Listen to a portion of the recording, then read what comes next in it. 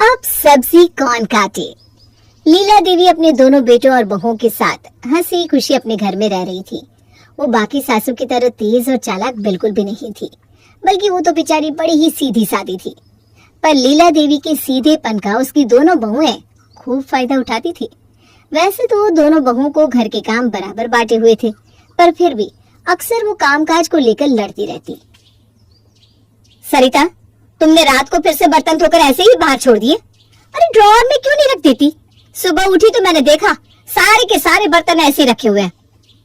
रात को मेहमानों के चक्कर में कितना खाना बनाया, आपने तो बस सब्जी बनाई, फिर सोचो मैंने कितनी पूड़ियाँ बनाई, और फिर रात के बर्तन भी मुझे ही धोने होते।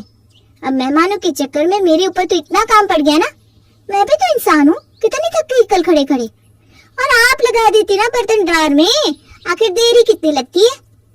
अरे मुझे सुबह सुबह इनका नाश्ता बनाना था, फिर लंच बनाना था। इनका तो ऑफिस जल्दी का है ना। अब बताओ, पहले ड्रॉअर में बर्तन लगाने बैठ गई तो कब नाश्ता बनेगा और कब लंच बनाऊंगी? अरे बहू, मेरी चाय बन गई क्या? कहाँ माँ, दीदी मुझे सुनाना बंद करे तब तो बनाओ चाय। अरे मैंने बस वही तो करने को बोला जो तुम्हारा काम है। मेरा काम इतना ज्यादा और आपका इतना सा काम? मेरा काम कोई कम नहीं है। अरे अरे क्या बात हुई है, बताओ। ये देखो माँ जी, रात से बर्तन यहीं पड़े हैं जो कि सरिता ने धोने के बाद ड्रॉअर में नहीं रखे, और ऐसा ना आजकल रोज ही हो रहा है। रात को मैं इतना थक जाती हूँ कि हिम्मत ही नहीं होती माँ जी। अरे बस इतनी सी बात, मैं रख दिया करूंगी बर्तन ड्रॉअर में, बस तुम लड़ो मत।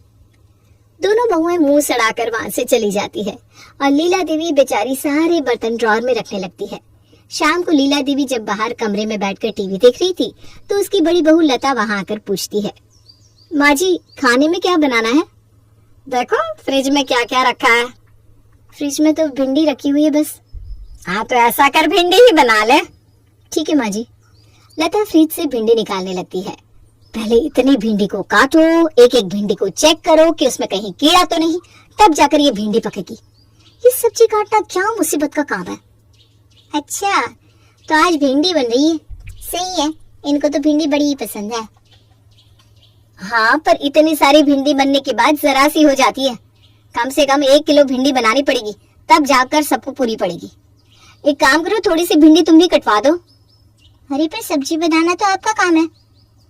अरे तो सब्जी बनाना है ना, सब्जी काटना थोड़ी ना है। देखो जो सब्जी बनाएगा वही तो सब्जी काटेगा, वैसे भी आपका काम है ही क्या, यूं छौंक लगाया और हो गया। मुझे देखो, अभी आटा गूंदूंगी, उसके बाद फिर जाकर एक एक रोटी पकाऊंगी। अरे तुम्हारे पति को ही सबसे ज्यादा भिंडी चाहिए होती है, तो थोड़ी मदद तो करनी पड़ेगी ना। और जब आपके पति 2 रोटी फालतू खाते हैं तो क्या आप मेरी मदद करती हो? अब सब्जी काटने के पीछे दोनों देवरानी जेठानी में फिर से बहस छिड़ जाती है। दोनों एक दूसरे को सुनाने लगती है। उनकी आवाज सुनकर लीला देवी टीवी छोड़ के जल्दी से रसोई में भागती है। अरे अरे बहू क्या हो गया, क्यों लड़ रही हो दोनों? देखिए ना माँ जी, सुबह बर्तनों के पीछे मुझे इतना सुना रही थी, अब बोल रही है भिंडी कटवाओ। अरे जब सब्जी बनाना इनका काम है तो काटना भी तो इनका हुआ ना। वैसे भी सब्जी बनाना सबसे आसान काम है। क्या आसान काम है?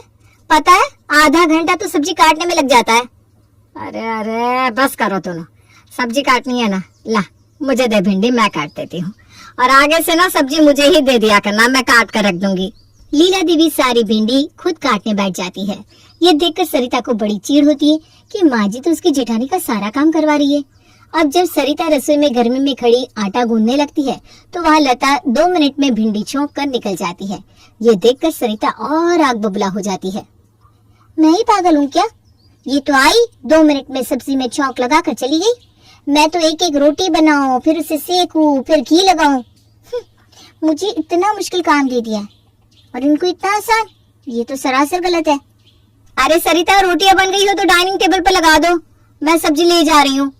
रोटियां बनाना आपकी सब्जी बनाने जैसा नहीं है, बस यूं ली और डाल दी कढ़ाई में और बन गई।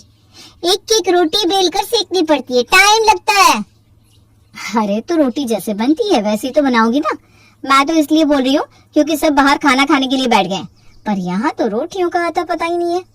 ठीक काम करो, ये लो चकला और बेलो रोटी, मैं फटाफट सेक देती हूँ। अरे भाई मेरा काम मैं कर चुकी हूँ, तुम इतनी देर से रसोई में आती हो तो इसमें मेरी कोई गलती नहीं है। मैं तो सब्जी लेकर बाहर जा रही हूँ, तुम रोटी ले आना जल्दी से। सब लोग डाइनिंग टेबल पर बैठे खाने का इंतजार कर रहे थे। लता सब्जी टेबल पर रखकर सबके साथ बैठ जाती है।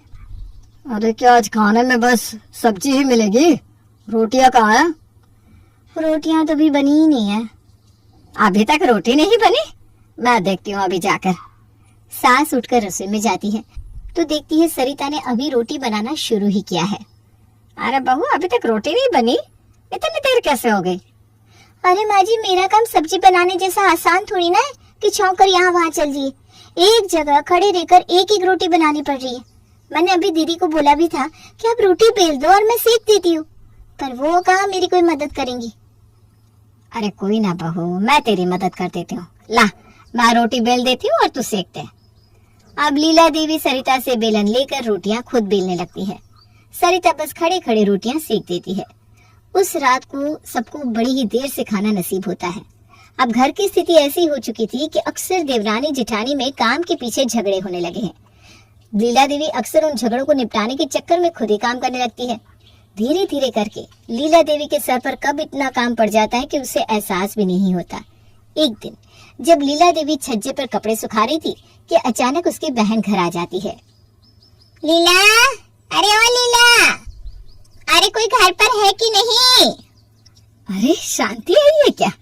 मैं बस अभी आई। अरे तू है कहाँ? अरे छज्जे पर कपड़े सुखा रही थी। तू बैठ और बता, चाय बनाओ या ठंडा? तू पहले यहाँ बैठ और ये बता, तेरी दोनों बहुएं कहाँ है जो तू कपड़े सुखा रही है? अरे कपड़े तो बहू ने ही मशीन में डाले थे, वो तो बस मैंने थोड़ी मदद कर दी। तू भी ना कभी नहीं समझेगी। शांति 2 दिन अपनी बहन के घर ही रुकती है।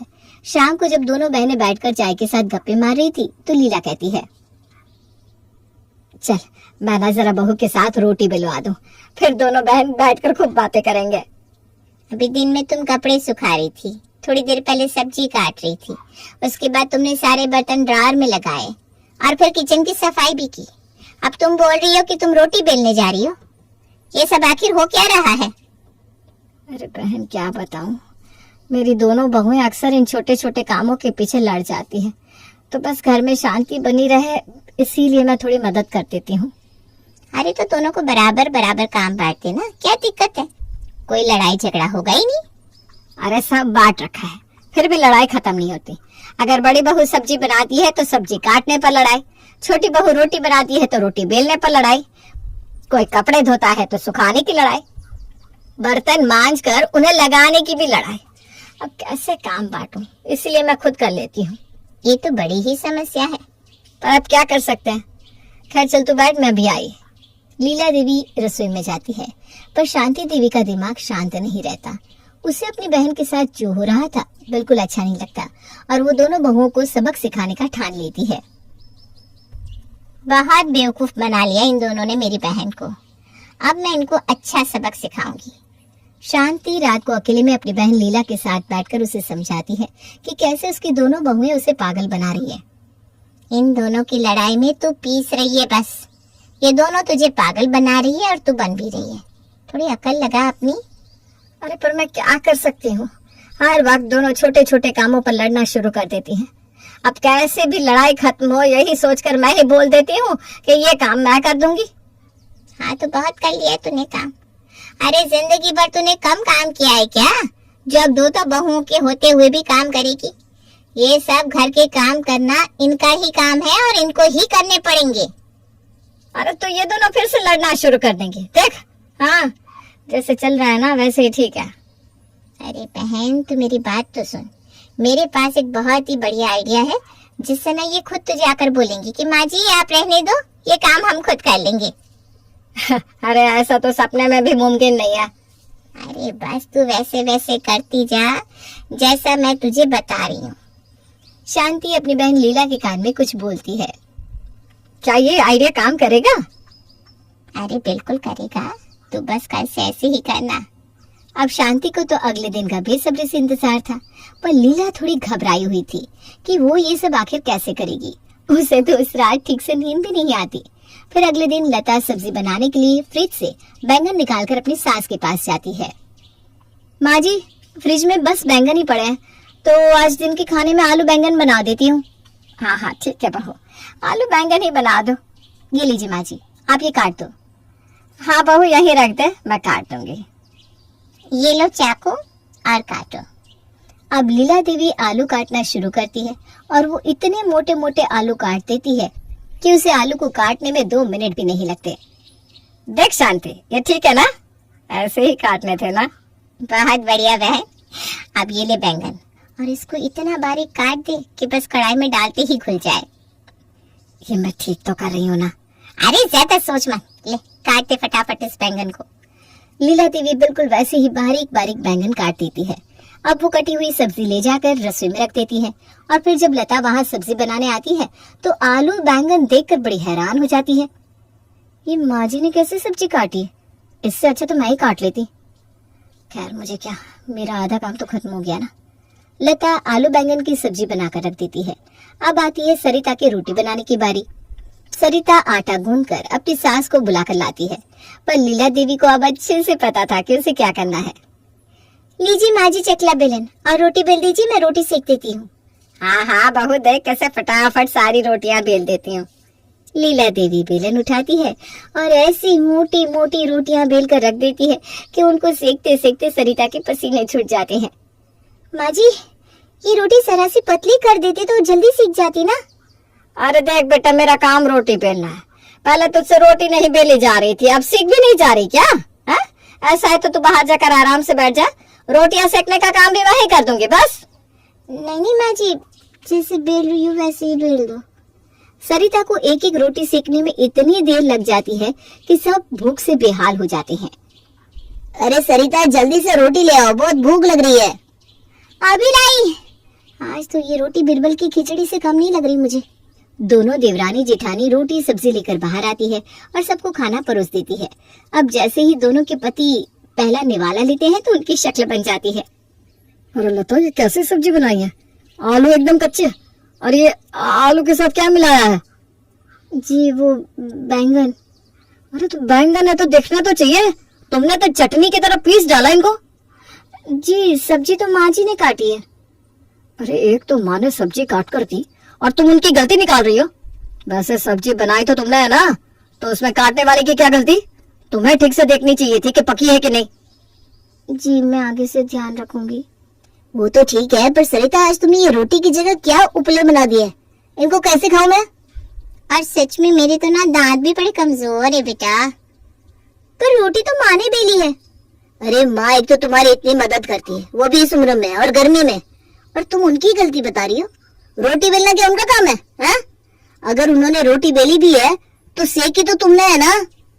अरे बच्चों, तुम अपनी बेबियों को मत डांटो, इसमें मेरी ही गलती है। मैं कल से ना ठीक से काम करूंगी। ये कैसी बात करी हो माँ? इसमें आपकी कोई गलती नहीं है, ये काम इनके हैं, आपके नहीं। दोनों भाई गुस्से में वहां से उठकर चले जाते हैं और उनके पीछे पीछे उनकी बीवियां भी। देखा, आया ना मजा? अब बस तो देखती जा कैसे तेरी दोनों बहुओं को मैं लाइन पर ले आती हूँ। अरे पर अब आगे क्या करना है? अरे अभी सब्र रख, आराम आराम से सब करना है। रात होती है और सरिता बर्तन धोकर निकाल लेती है। अब लीला देवी का काम सारे बर्तन ड्रॉर में रखने का था। वो देखती है कि बर्तनों में सरिता की माँ का दिया हुआ बड़ा ही सुंदर कांच का बॉल रखा है। बस फिर लीला दीदी पहले तो कुछ बर्तन अच्छे से ड्रॉर में लगा देती है और वो बॉल को उठाकर नीचे गिरा देती है। आवाज सुनकर सरिता दौड़ कर आती है। क्या हुआ माँ जी? अरे बहू, वो मैं बर्तन लगा रही थी ना तो ये गिर गया। हाँ? हे भगवान, ये क्या हो गया? ये तो वही बॉल है जो मेरे भैया पेरिस से ले आए थे। ये इम्पोर्टेड था माँ जी। अरे मैं क्या जानू इम्पोर्टेड फिम्पोर्टेड, मैं तो बर्तन रख रही थी और ये मेरे हाथ से छूट गया। माँ जी आप एक काम करो, आप अंदर जाओ, ये सब मैं कर लूंगी। अरे पर बेटा तुझे और भी तो काम होंगे ना। नहीं माँ जी, मुझे कोई काम नहीं है, आप जाओ, मैं कर लूंगी ये। अच्छा, जैसी तेरी मर्जी। लीला देवी सारी बात अंदर जाकर अपनी बहन को बताती है और दोनों बहनें खूब हंसती हैं। अगले दिन लता हमेशा की तरह ढेर सारा पालक अपनी सास को लाकर थमा देती है। अब लीला देवी भी वो लीला देवी नहीं थी जो चुपचाप उसका काम कर देती। उन्होंने पालक साफ तो किया, पर ऐसा किया कि शांति भी देखती रह गई। माँ जी, पालक काट दिया आपने? हाँ बहू, अच्छे से काट दिया, ले जा और बना दे। माँ जी, ये इसमें तो कूड़ा रह गया है। मुझे तो दिखाई नहीं देता ना, अब मुझे क्या पता कि कूड़ा है या पालक। अच्छा ठीक है। लता पालक अंदर लेकर जाती है। माँ जी ने एक ऐसा पालक साफ किया है या गंदा? अब अगर मैंने इसे बना दिया और रात को इनके मुंह में कुछ कचरा आ गया तो मैं तो गई काम से। और ये भी तो नहीं बोल सकती कि माँ जी ने साफ करके काटा है। अब मैं एक काम करती हूँ, आलू ही बना लेती हूँ। माँ जी को बोलती हूँ आलू काट देंगी। अरे अरे लता, तो फिर से वही गलती कर रही है। माँ जी से सब्जी कटवाने से अच्छा है कि मैं खुद ही काट लिया करूं। लता खुद ही आलू काटने लगती है। इतने में वहां सरिता आती है और अपनी जेठानी को सब्जी काटते हुए देखकर हंसने लगती है। क्या हुआ दीदी, आज खुद सब्जी काट रही हो? माँ जी ने कैसे आलू बैंगन काटे थे देखा था ना? अगर वो याद नहीं तो पीछे पड़ा पालक जाकर देख लो, पूरा कचरा भरा हुआ है। और माँ जी बोलती है उनको दिखाई नहीं देता कि कचरा है या पालक। भाई मैं तो खुद ही सब्जी काट लिया करूंगी अब से। आप सही बोल रही हो, कल की रोटियां सेकते सेकते मेरी तो हालत खराब हो गई और फिर भी ना वो कच्ची रह गई। रात को तो इनके पेट में भी दर्द हो गया था। मैं भी ना अपनी रोटियां खुद ही बेल लूंगी। हाँ सरिता, माँ जी से काम करवाने के चक्कर में हम अपना काम और ज्यादा बढ़ा रहे हैं। इससे तो अच्छा है कि हम आज ही अपने अपने काम अच्छे से बांट लेते हैं ताकि आगे से कोई लड़ाई ना रहे। लीला देवी और शांति रसोई के बाहर कान लगाकर दोनों देवरानी जेठानी की बातें सुनकर हंस रही थी। अरे बहू, कुछ मदद करनी है तो बता दे, मैं कर देती हूँ। अरे नहीं माँ जी, नहीं माँ जी, बिल्कुल भी नहीं।